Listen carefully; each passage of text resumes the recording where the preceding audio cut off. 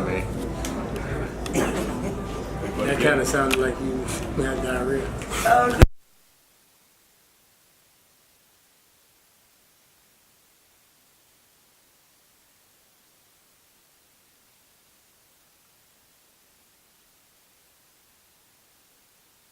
And what one will mean to the other at a professional UFC level? From my standpoint, we pro debuted together in Askren, so that was kind of dope to do that. Had a lot going on, go out there and both handle business. From a professional level, it's been so many fights that Ben has helped me to prepare for, and this is my only time I've ever been able to help him for a fight, so I was kind of honored and kind of excited that I didn't play like the hugest role, but I can show him the little small things that I saw in the fight. And I always like to give a fighter their own ability to look at a fighter, because things that may have been alarming to me may not be alarming to him. So I just showed him some things that we saw, tendencies over and over again that he can probably exploit, and just to be able to do that is kind of dope. But to be honest, he's so different than I am. He's going to fight and going to watch me fight. I'm probably not going to watch him fight because I don't want to get too excited. I don't want to get my emotions on the way. So I'm probably going to have to go back and watch his when I record the pay-per-view. But he'll be out there probably watching fights, laughing and joking. I'll probably be tucked off in the corner praying, reading, focusing, and kind of zoned in. So I think we've been a pretty good yin and yang since we've been in college. Yeah, I mean, I don't think that we don't get too tied up emotionally in each other's fights, right? That causes bad performance. But I like that. It kind of like feels like getting back at the rhythm. I mean, for 2 years straight, it was he wrestled 165, I wrestled 174 every single match. He was up, then I was up. He was up, then I was up. And so just our past preparation for this has been really nice to get to train together and do that. And then obviously this final week, spending a lot of time together, training together, it's going to be great. It's almost like a wrestling meet because Robbie and Usman are training together Are they really? at Florida. Yeah, at a Hard Knocks. So you guys are actually Too bad for them. It's like a tag team. I thought Robbie went somewhere else now. Are you sure? Robbie's I think with he did. Henry Hooft and I think he Greg Jones switched now. up. Yeah, I think he switched. I spoke to him 2 days ago. Okay, well, I'm wrong. You're right. But it's kind of interesting, right? Yeah, how that works that's cool. Oh, thank you. Yeah, I mean, I don't know if they're training, like, actually with each other, right? Or if they're just training in the same facility. Maybe you could correct me on that one. I don't know. A little bit together. They are. Okay, cool. 'Cause we've been training together, and I think it's a perfect fit because obviously Usman's only hope is to take Tyron down, and so I can put that forward pressure on him. And Robbie's only chance is to hit me, and so Tyron, when he's being Robbie and trying to stop my takedowns to hit me, and when I'm being Usman, you know what I'm saying? Like, plays really well off each other. It makes perfect sense. But the funny thing is, we're better versions of what they're trying to turn. Because obviously, I've shown in the fight against Robbie, I didn't get hit one time. So from prepping for him and learning his style, I can mimic that better than Usman is going to be able to try to mimic the wrestling. Because when it comes down to the wrestling, there's no way that you're going to compare Ben level of wrestling to Usman. So I get to train with that. And as far as the striking standpoint, I think I'm more of a dynamic striker than Robbie. I mean, for a while, Robbie may have been the hardest hit. Him and Johnny or some other guys may have been, going back and forth to be the hardest. But I think it's showing that when you have good technique and timing, and you see your shot before you get there, and then you know how to throw your whole life into the punch, I think I've secured that spot of the hardest hit in the world. So if he can avoid and make me miss and stop punches, I think he's going to be able to do that against Robbie. Is that a mark on your eye, Tyron? No, it's not. Wrestling with somebody. It's got scratched a little bit. Tyron, did you ever think that you'd be in the spot with Ben on the same card again in UFC now? Not really, to be honest, because it got to a point where, I didn't ask Ben, Ben does his deal, but I just felt like Ben wanted to compete against the best guys he had an opportunity to be treated fairly, be paid well, and keep dominating. So I didn't know if he had to be in the UFC to actually facilitate those wants and needs. And when this thing happened, I think it hit everybody by surprise because who the hell would have thought a trade would have ever happened? I keep forgetting today brought up the second time that it was through a trade. So, but I think it's dope. I think it's dope for the sport. And, I'm excited for him to go out there and do what we already know we can. It's not like we're going to be surprised. It's not like this is our first time hearing him. He's been talking crap like this since college. And I just quit trying to calm him down because I recognize it's an art behind it. And, it's never taken away from his performance. How about you, Ben? Are you surprised that the UFC debuts on the same card where Tyron's defending his title?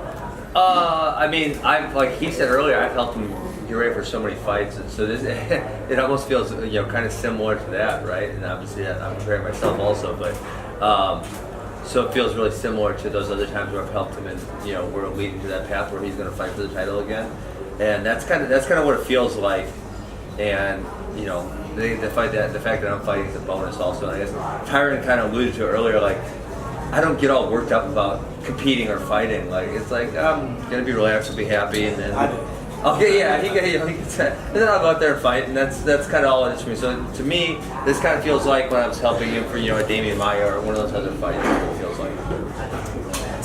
I was just saying, when you went out to Hawaii, you were working with Blessed.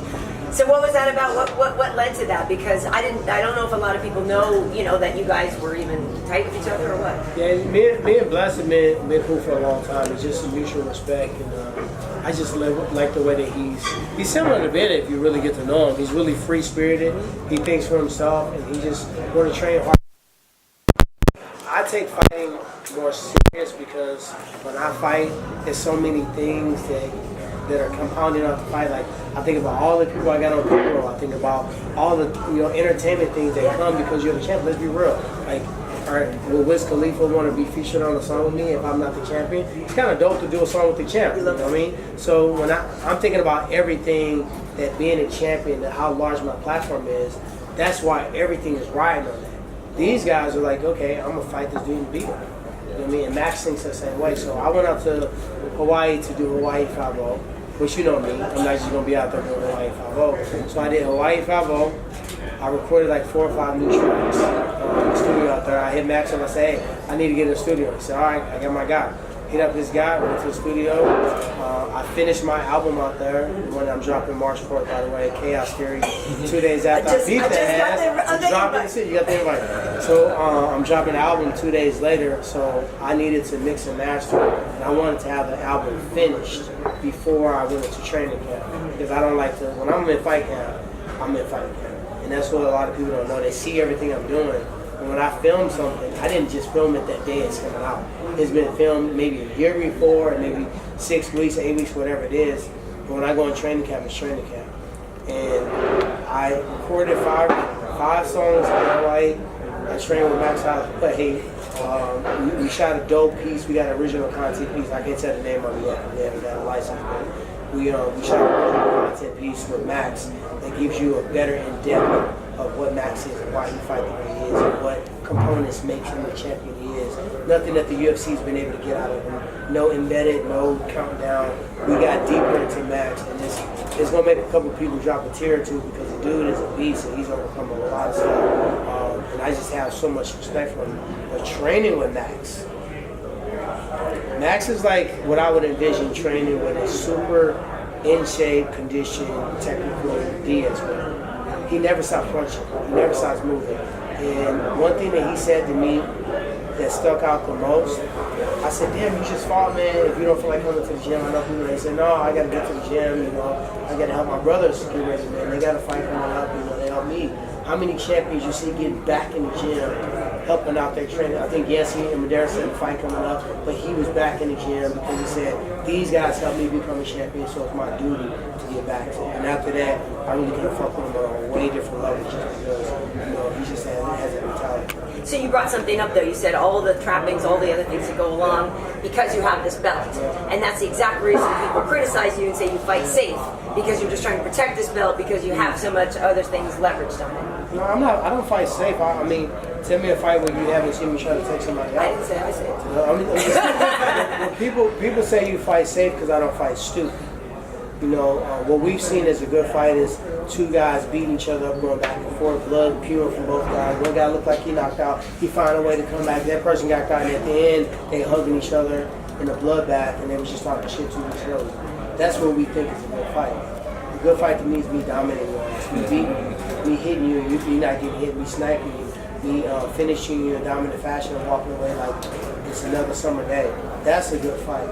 But, I've come to grips that what I've done in the octagon may be more appreciated when I'm done than it is now. I'm okay with it because I never really got into the game to be glorified and for people to worship me and kiss my Converse. But when you think about what I've done, the people I've competed, Dung Young Kim, one of the best judo guys in the game, Snipe. You know, Damian Maya, Andre Gaval, two of the best grapplers that have ever been important to the game, taken out. Wonder Boy, one of the craziest strikers that, you know, maybe the most difficult training camp I've had to try to figure that out. Fought him and had to put him in a rematch. You don't always get a chance to do that. When you think about the freestyle fighters like, you know, freestyle like Koscheck and like Jay Heron, who really only have lost to like guys like him and fucking guys like GSP. So when you look at my resume, it's not a coincidence that I can outstrike Paul Daly or Darren Till or Tarek Safadine or beat the up-and-coming fighter like Jordan Meade or Kevin Gaston. I look at them and I put them all in category. Here go another young gun. Here go another striker. Here go another kickboxer. Here go another grappler. And we've written a book already. We go back in there, we tune up stuff, we do things better. When I say we, I think about this dope ass team I got. I got Ben on the wrestling department, I got Eric Brown on the boxing, I got Duke Rufus, I got Dean Thomas. I don't know one fighter who has a better, you know, team than I have as far as like just masterminds that do this. Sometimes you got a striking coach that know everything. And he don't want you to do jiu-jitsu. We got a jiu-jitsu guy that you can knock this motherfucker out, but they try to make you take him down and go for a Google pull-out. When you got coaches that, you got, you know, really, I mean, how many times have you seen guys lose fights? The goo-goo pull-out. Google pull-out, whatever you want to call it. Doo-doo pull-out. Whatever you want to call it, but it's not often you get guys that are so good at what they do, egos evaporated, and they work cohesively together to make a masterful. And that's what we've really done is, you know, once we really sit back and look at what I've done in my career and see who I keep around me, I got a small circle, but everybody in their own lane is the best. And Askren, you've obviously mentioned, you know, as a competitor wanting to take on him. What was your reaction to him retiring last Thursday? I didn't know he wasn't retired. I thought he was retired. I mean, he hasn't fought since what? When did he fight Bisbee? November 2017. 2017, so we're in 2019. So I figured if you haven't been injured or hurt, you can fight it. I think George has done what he needed to do in the sport. He didn't have to prove it. Of course, I want him to fight me because that's for me. That's for my legacy. For his legacy, he didn't need to fight Tyron. He already fought the Johnny Hendricks, the Koschecks, the Hardys, the Matt Hugheses, the John Fitches. He already did that. And to come back in a division where she might argue with me, the toughest division in the world, to come back and fight us now when we have the best nutrition, the best science, best strength and conditioning, everybody's training with the best coaches. It's not the same era. He doesn't have to come back and prove that. He wants to come back and tap in on that pay-per-view model he helped build. And I can't knock him for that. You know, coming back and fighting Bisbee was smart. You know, Bisbee wasn't known for having powerful hands, wasn't known for being a wrestler or a grappler, so what better fight? Khabib is not very well known for being a crazy, dynamic striker. He's a guy that's going to wrestle, we take you down. That probably doesn't put fear into yourself here.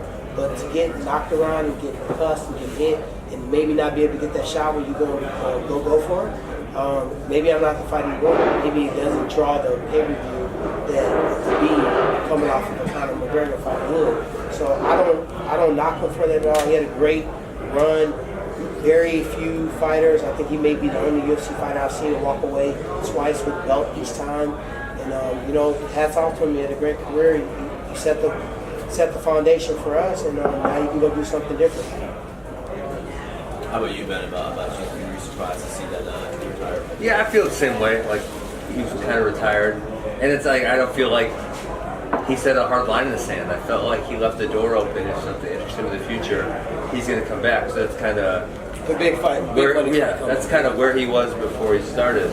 And I always tell him, hey, GSP, like, Tyron hits pretty hard, but I don't hit that hard. So if you want to fight me instead of him, that's perfectly He's fine. worried about that, though. He said that. He's worried about depression. Yeah. You know, having dementia. You know, he talked to Said me that about when he left the first time. Yeah. He talked to me about, you know, Tyron, you know, I made a lot of money in this sport. And he said, you know, you'll see, man, when you get that belt and you become champion, things become different. You know, kind of talk to me about, you know, how being a champion is and the responsibility and, you know, sometimes the treatment. And it's just that he said people didn't like it, but I mastered hitting and not getting hit.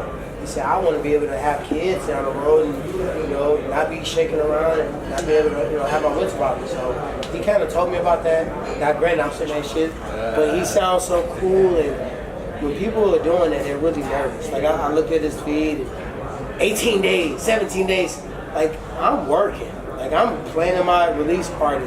I'm training. I'm, you know, getting my game plan down. I don't have to talk a lot because I've done it already. I've done it, and I'm not going to stop doing it. And he just has not shown me that he provides the recipe or the cure to beating me that everybody else supposedly had.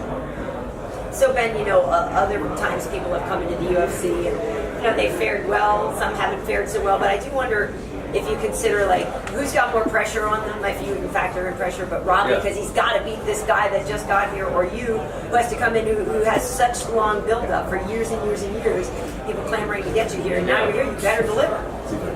I mean, I don't feel the pressure / I like the pressure. Like, you know, this is what I came for. This is what I enjoy.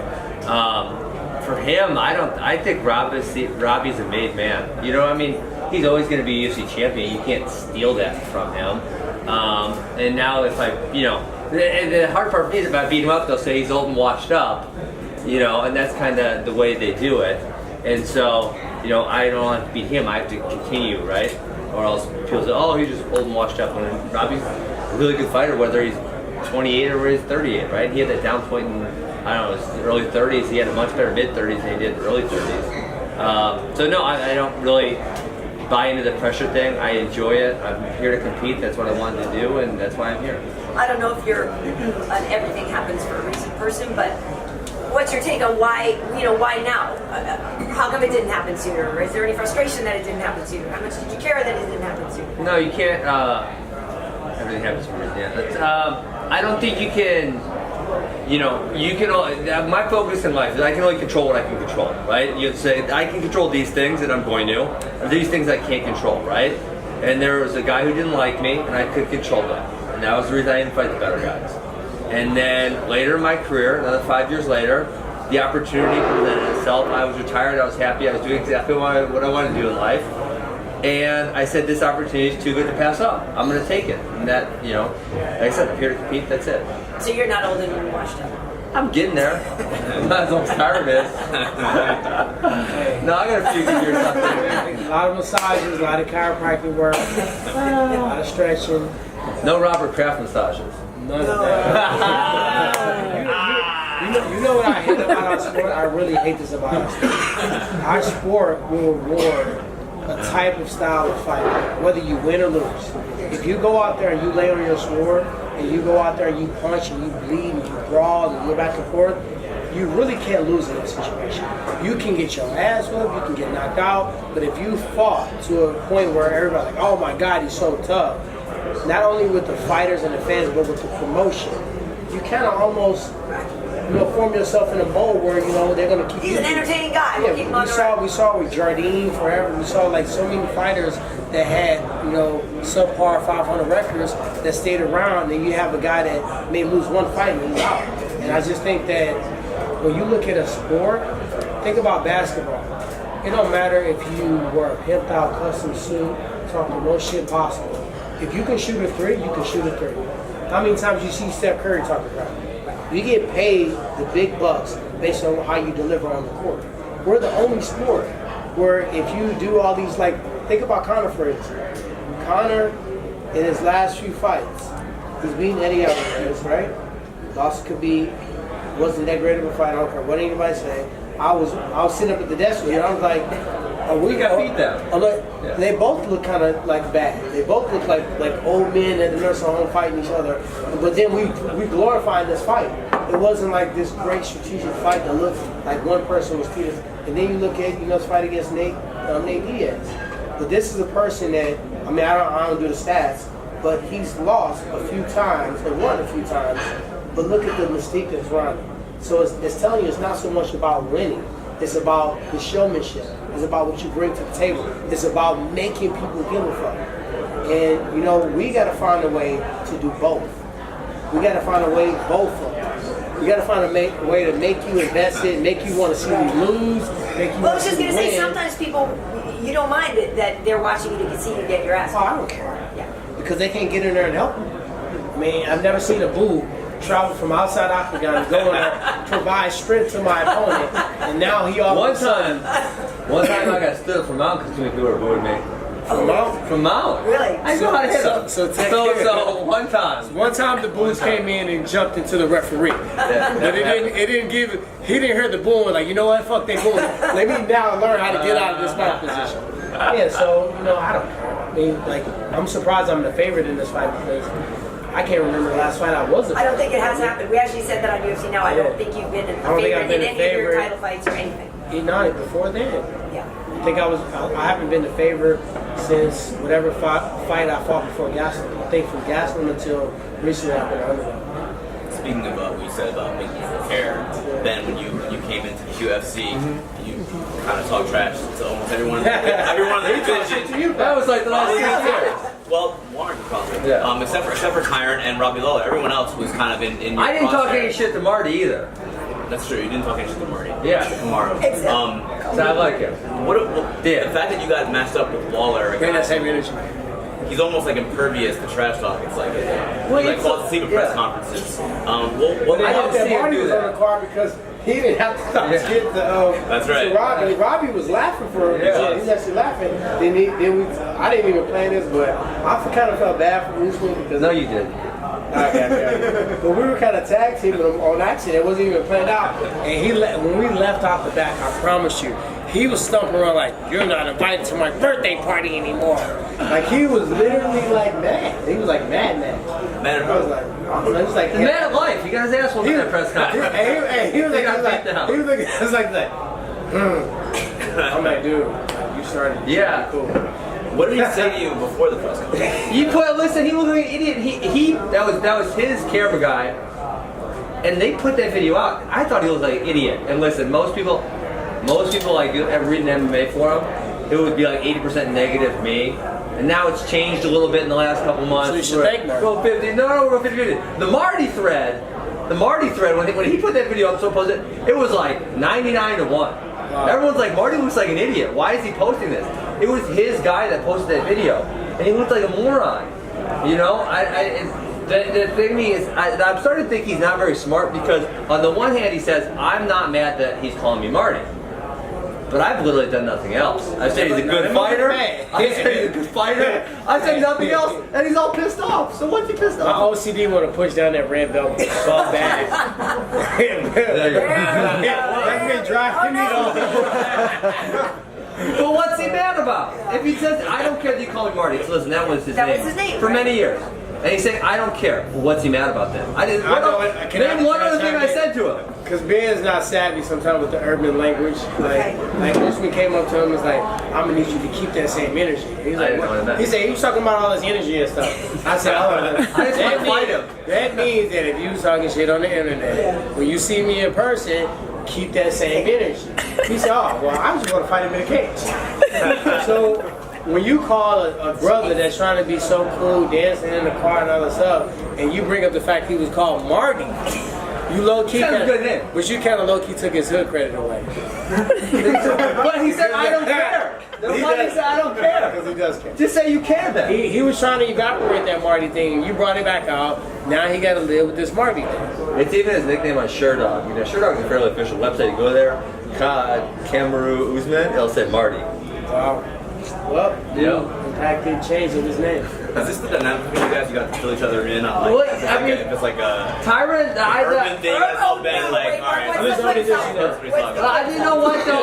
The thing that I think, Republican thing, you gotta tell Tyron. I think I'm bringing Tyron out here a little bit because the one thing I tell people, I tell Tyron this and his friends, like Tyron is like hilarious, but he never comes out like that in the media. Like he could have a whole team of people rolling for, you know, a college team, laughing for 30 minutes, telling some dumbass story about God knows what. He's really funny, but it doesn't come out. So now it's coming. It's perfect. It's coming out. I think sometimes I'm just thinking about fighting. Because Ben is more like the person that's going to be laughing and joking and like, you know, trying random moves. Like he'll be in the locker room like, I bet you I can tap you out with a cradle, like about the fight. Like you did that to Bader, right? I did it, yeah. So he's out there, He kept like, up. so they like bet that he couldn't tap him out, so he put him in the cradle and choked him out, and he walked out there and defended his world title. This is before. This is the day of the fight. No, That was like an hour before the fight. Yeah, this is like right before you walk out to go fight. Like they're like telling him, "Come on, let's go." Like, hold on, let me choke him out real quick. All right, they walk out. I'm the opposite. Like this is spiritual to me. I'm focusing. Tell this guy to quit talking, breathe in. They want me to shadow box. I'm like, no, you should have got that shit 10 minutes ago. Yeah. I got it like perfect. My underwear is set out. My hands are wrapped perfectly. So I'm the opposite. So when I think about fighting, I don't think about bringing that side of me out because I want to be humble. I want to be respectful. Then I want to beat the person, and then like, you know what? I was supposed to be. But now it's just to the point where Marty kind of made me because he was just being. He was like, yeah, you know, you've been a good. And I listened to him as long as I could. And finally, I'm like, dude, stop. Like nobody believes this. You don't believe it. And it just kind of went back. It was like a college roast session. Yeah, but I mean, like you guys all missed it earlier. Tyron does this thing, and it's all the time, and you have to be on your toes, right? And he'll come up and say something stupid. Hey, you seen Bofa? And then you say, I'm the what king you of get? these What? nuts. What? And he goes, both of these nuts. And you're like, ah! I have damn it! ways Why did to I get fall you for with that? these nuts. I know Why did I it's fall old for that? childish, and that's probably why my podcast is named These Nuts. But You got a whole list of them, man. I mean, you gotta be on your toes. Low key, I might have to hit y'all. Yes. Then how's your feud with the UFC Twitter account? I think I won. I think so. That little carve out with the fro. Yeah, they better take the L off my record because they put an L on my record because they said You lost it because you lost to them. On the that's what they allege. Yeah. No, it's good. You don't agree with the judge's decision in that? No, damn no way. Give me a break. Tyron, will you be walking out to a new single on Saturday? I'm glad you asked me that. All right, so I have a album called Chaos Theory. So it's a collab album. Myself, my artist T-Double, together we make the art changes. So we got an album. It's ridiculous. We just bumping in the car on the way here. But I heard a song. We made a song for me that was supposed to be a walkout song. And when I heard like Creed 3. I heard of 2K. I heard of Madden. I heard of all these different deals. So right now we pitched it for soundtracks. We pitched it for video gaming. And we added it to the album late, so we just added it last minute, tuck in. So we added it as a bonus track to the album, and that song will be dropped on Thursday. So I'm going to do a pre-order to the album.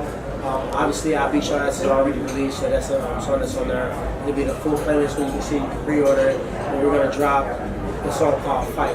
So it's when you hear it, if you're passionate about anything, it's gonna make it hurt on the back of the net. It don't have to be about fighting. If it doesn't stand up on the back of the net, we have Kool-Aid in your veins. I promise you. So we're gonna drop this on this Thursday. It's called Fight. It's just crazy. So I'm gonna come out because I'm superstitious. I'm gonna come out to my original walkout song that I came out to every single fight. And one time I listened to Dana. It came out to start from the bottom because we're here.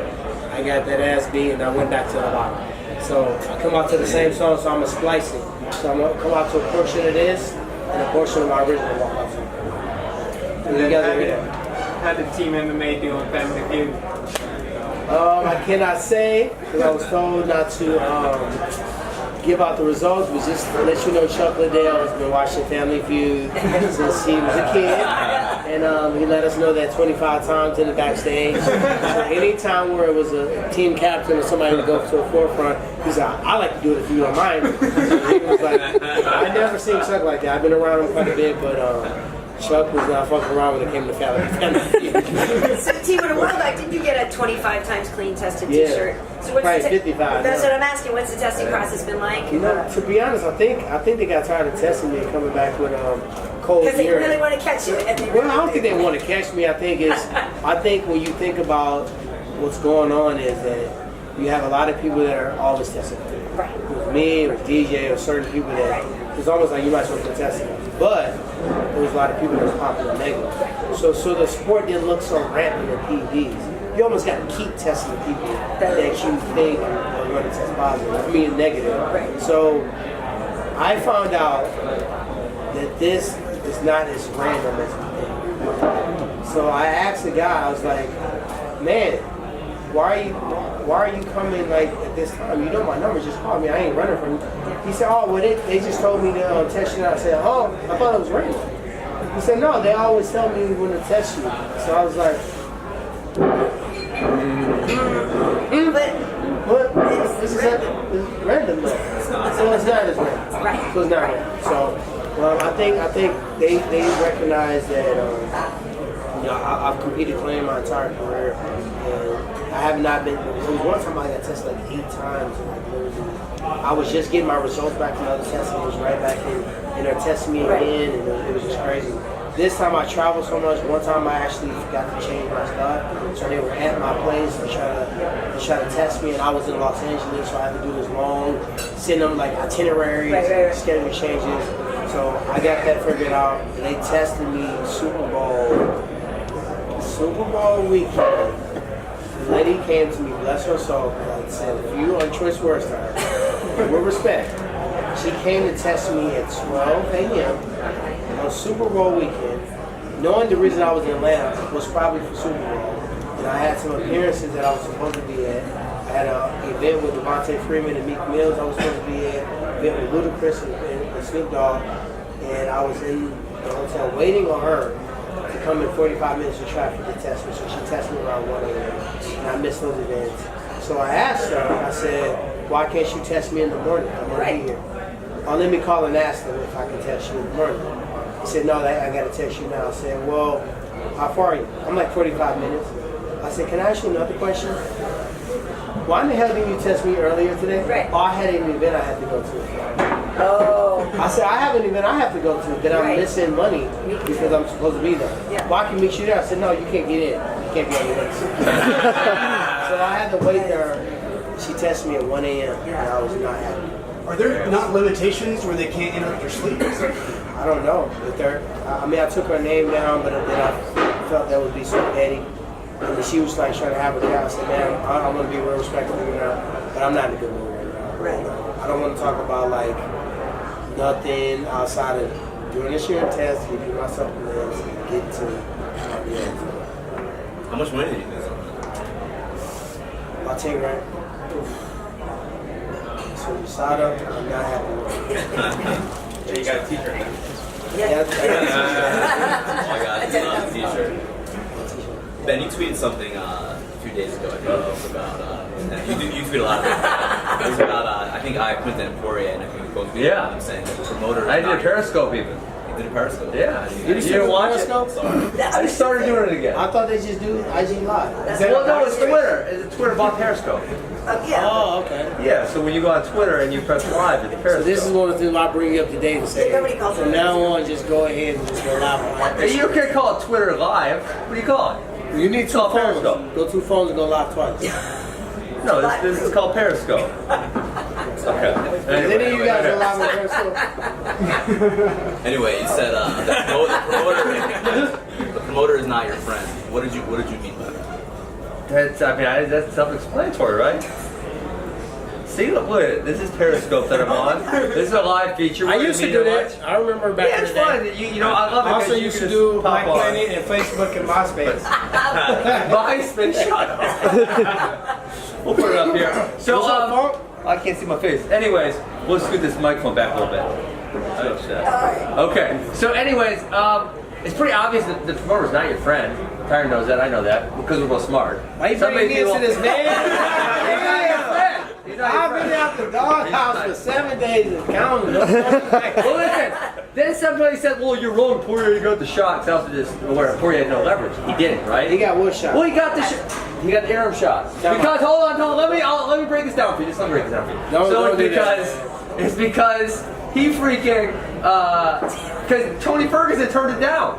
And so my point was, Dustin, you have no leverage, right? You can't ask for more money. And even if someone did write you more money, everyone's gonna see that as a loss for you because no one's gonna see you getting more money. And then, you know, McGregor was in front of him if he wants to be. Ferguson's definitely in front of him, which Ferguson turned it down, which that one, why did he turn that down? I don't even know. He didn't say nothing. He got stripped of an interim. But he didn't explain This is it. the funny thing to me. Did he? The interim belt is the biggest joke on earth. They're doing Unless- two. They're doing 2 months. It's a double. 236. Ooh, a stat called a double interim belt. I'm not trying to hate. Oh, I ain't my trying to get goodness. my ass back in the doghouse. Just stop I would it. You're gonna definitely be the doghouse. I know. I would definitely pay to go watch and see that because they both a good fight. But when you think about it, you got a current champion, which out of all champions, Max Holloway may be our favorite champion. If you ask all the champions who their favorite champion is, we might all say Max Holloway. He don't have to go up and fight for an interim belt unless he's fighting for an actual lightweight belt. It doesn't make sense to me. It doesn't make sense to you, to him, or whatever they work out. Maybe it makes sense. Maybe it makes sense. So for Dustin to get more money, Dustin would need to make more money for the organization. He would need to draw more. And I think his fight style is great. People love it. And he's really, went on a streak of best fights. But at the end of the day, he's almost like Robbie. Well, he's not going to do that much talking. He's kind of did a little bit here and there, but that's the algorithm for making more money if you're going to do that. So my thing is, when you're looking at Gastelum, Adesanya, interim belt, in that situation, I think is warranted. How long has Robert been out? He hasn't Well- been title at all. Because the fight against Romero was the title. Romero missed weight. So he How actually long has it been since Romero? He did one fight in almost 2 years. 2018. So it'll be over a year by the time he gets And the fight before that was June 27th. July 27th. Yeah, July. So I mean, I'm not. But why did Ferguson turn it down? What's he doing? I mean, a lot of times you do stuff. I'm like, what are you doing? Do you see all those crazy tweets he does? The dance. He puts all the weird capitalizations in there and strange words. I mean, he's a good fighter, and I think whatever it takes somebody to get to that level, let him do it. If he want to do something that I consider weird, which I do, I let him do it because he can fight. But I think that unless it's a situation, like in my situation, there was no need for an interim belt. I hadn't even been out 8 months. And I would have fought the person maybe the next month. So I think when you do an interim, just do an interim, it kind of takes away the juice of having a real belt. If it was me and I fought for an interim belt, I would not be walking around proud like I'm the champion. I'm like, okay, that was cool. It's a milestone, but now I'm going after that real belt. I want to be the undisputed champion. And when you just got guys asking to fight for interim strap, well, put up interim belt I'll fight for. It's like saying, let me fight for second place. That's weird. It's just kind of weird. So Ferguson makes sense not taking the fight. I mean, I don't know his reasons behind it. I mean, But I don't- why did maybe they he have wants to- to fight Khabib, and that's his only fight he wants to fight. Maybe he wants to fight, we call him McNuggets. I mean, but those fights aren't on the table right now for him. But why did they force the title fight at 155? I mean, I think that's kind of what Tyron said too. It's still, it's like, well, why don't you Especially let when Max? it's the current champion. Or it's let a Max beast defend at his 45 belt, or I mean, there's 5 other things to do that make a lot more sense than that. Who knows? And maybe everybody's saying no. I don't know. I just want to follow with you, Ben. All right, I'm gonna hang up on Periscope. You want to say bye to him? Bye. This is Periscope. Yeah, okay. Two more questions, yeah. Two more questions. The promoter's not your friend thing. Do you think that's what Colby Covington has? Oh, well, I mean, Well, you really He's now gonna bring him in? we can't go a whole interview without asking Colby. Kobe is not his own fight. He's walking around like he's the champion of some organization. He had a chance to fight me in September. He had a chance to fight me in January. He had a chance to fight me. What did we fight in but March? Colby was too dumb. He thought the promoter was his friend. He thought, hey, this is my buddy. He's gonna do everything good for me. He's gonna take care of me. I got dirt on Tyron, and I'll tell you all this, and the boss and this, and that. He looks so dumb. And now he continues to look so dumb. I'm still gonna beat him up. You still want to? I have to. You think? I know. It can't just sort of go off into the ether like I it think the never. world wants me to beat him. Yeah. And I don't want somebody else to get a chance to do it. I think if you fight Till, he's going to lose. I think if you fight Usman, he's going to lose. If you fight Ben, he's going to lose. He's already eradicated, fought the guys that Well, he said he may never fight again anyway. So. He's so dumb. world's- What other skills did, no, tell me to stop. The Stop. world's going to be in No, stop. uproar if he never fights again. Tell me what skills that he has in his life that he could go make money doing something else. I mean, I don't know. He can donate to a sperm bank every day, like $50. And Who wants that? Someone, Nobody. Kieran's gonna check that out and go, Colby, oh, hell no. You know what? Don't give me that. Hey, I'm Take about it to- back. I'm about to get a puppy. Take it back. instead. Give me a refund. I don't know, man. Get a job in the White House. Stop. They fired him in 3 days. He lasts shorter than everybody else. Scaramucci. He's not the Just like smartest. everybody else. He's done. Colby's got no other skills? Give me a break. You wouldn't want to see me beat up Kobe. You want to Doesn't matter, right? You're gonna try to be a journalist and biased now. You're gonna try to be unbiased. now? You're trying to be down the middle now. How is there not a buddy cop movie? Right. I think there should be. Yeah, what is Good going call, on Chris here? Costello, for saying the time to UFC Studios. A-tracks and afros. But seriously, Nice. Colby's got no skills. He's got to fight. And to Tyron's point, if he doesn't fight, I don't think one person in the whole world will shed a tear. They'll be like, thank God the era was over. How did we ever even, and I think the UFC made it more than it was. Because when you look at any of his social media, he doesn't have that many followers. There was never that much of a, we want to see Colby. There just wasn't there. It's fake. And it was also the only reason why we let it happen is because Conor was going, Wanda was going, John was going, and it was kind of quiet. So he started barking at the perfect time. So we listened because like, fuck it, we know he's not really jumping off the rope and really seeing somebody like, we want to be entertained, let's go. So he was very persistent. I think he low-key had a man crush on him. It was 90% of the social media. Tyron, would you let Ben fight Kobe? I would want to whip his ass myself, but if it came down Yeah, to I think that's the obvious next fight for Tyron. It's an easy one too. Who doesn't like easy money? I ain't had an easy fight so long. But there would be other people who would want to be challenging for the title that would also. I mean, technically, ranking-wise, Yeah, I mean, it's still there. It's still there. I mean, if a person was going to fight for a title, right? We got a UFC fight Saturday. The winner of that fight obviously is going to want to defend.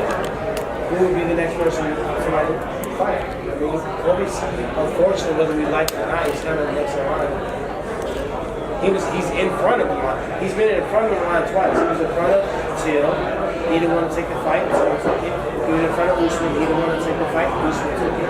Like, these are times that he was supposed to fight.